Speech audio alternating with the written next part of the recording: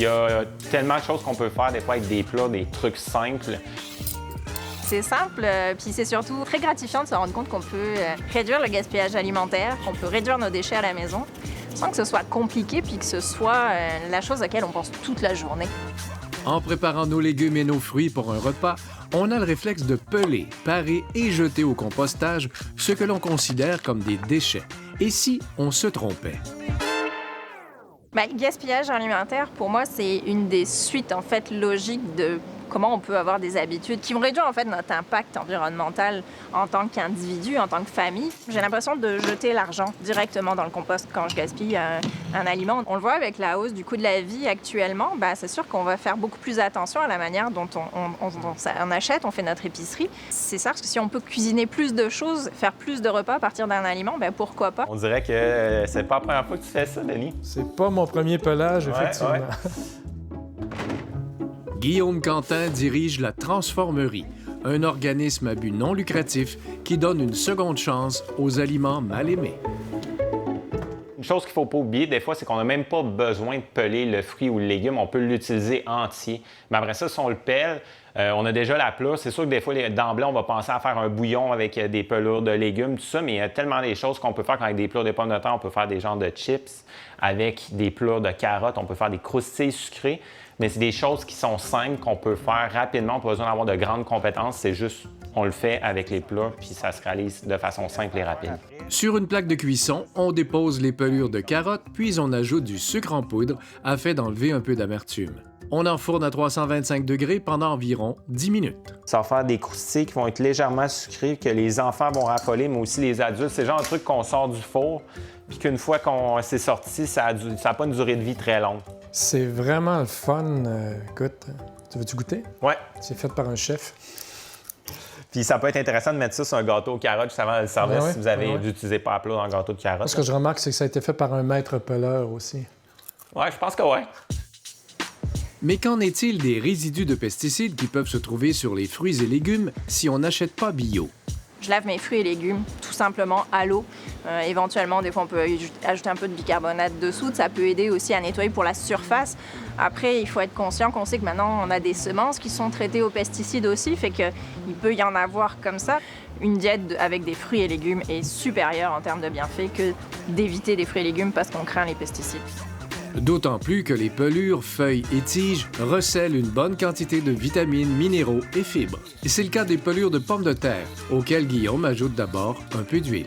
On met un peu de sel juste pour assaisonner, puis on vient brasser juste pour bien les enduire de l'huile. On a un four qui est préchauffé à 350 degrés Fahrenheit. Fait que tout ce qui reste à faire, c'est vraiment les déposer à plat, comme ça. Les feuilles de chou-fleur sont tout à fait délicieuses, grillées également avec de l'huile. On va rajouter du sel, mais on pourrait mettre des épices, curry madras par exemple. Souvent, ce que j'aime dire aux gens aussi, ça peut être aux épices qui traînent. On a toujours des épices qui traînent des fois qu'on a acheté pour une recette, puis on ne sait plus quoi faire avec parce qu'on n'en refait pas la recette, pourquoi pas les utiliser là? Ben oui.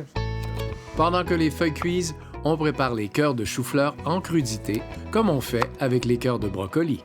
C'est super savoureux, puis honnêtement, c'est vraiment tendre. Moi, c'est les crudités que j'aime le plus, là. Fait que quand je fais ça, je fais juste me faire des petits bâtonnets. Puis après ça, on peut mettre les épices qu'on veut, mais moi, j'aime bien ça, juste le manger avec du sel.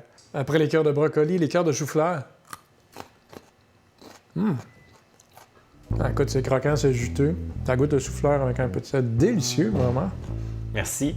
Fini le gaspillage des cœurs. Ouais.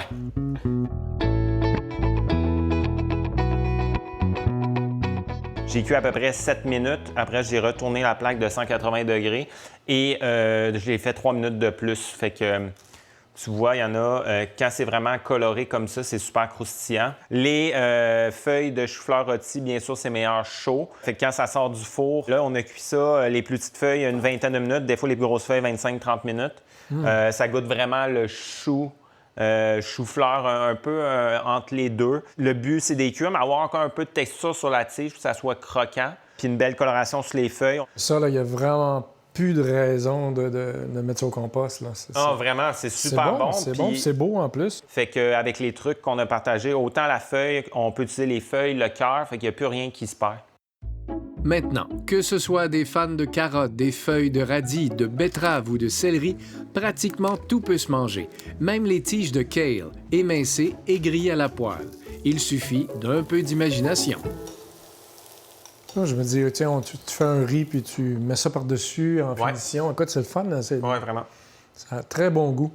Si on pense à toutes les tiges de légumes, pratiquement, c'est le même principe. Des tiges de betterave, de bêta-carbe, toutes ces tiges-là, on peut les travailler de la même manière, exactement comme ça, la même de façon. façon très simple. On récupère les fans de carottes, on peut les hacher comme une herbe. Après ça, les tiges d'herbe, le persil italien ou persil plat, la coriandre ici, ces tiges-là, au final, si on les nettoie bien, moi, souvent, je trouve ça plus savoureux même que les feuilles. Puis en plus, ça donne la texture. Fait que si on les prend, on pense que c'est exemple de la ciboulette, puis on les émince, on les taille finement.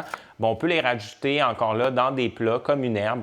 Tout simplement, c'est super savoureux. En terminant, nous avons tenté une expérience avec Guillaume. On a vu passer une recette dans les internets de bacon de banane. Ouais, OK. ouais. Donc, le principe, c'est quoi?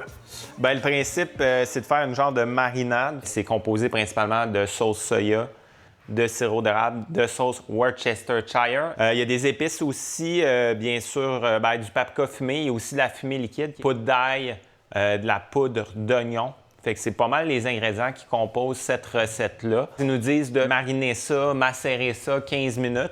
On fait griller à feu moyen en vérifiant souvent l'état de la cuisson.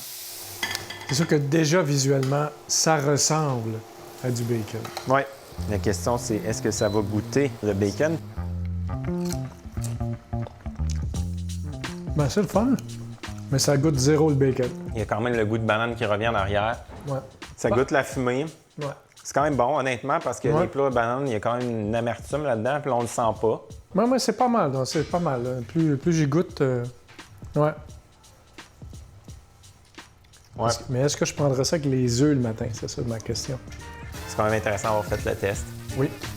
Merci. Merci pour cette proposition-là.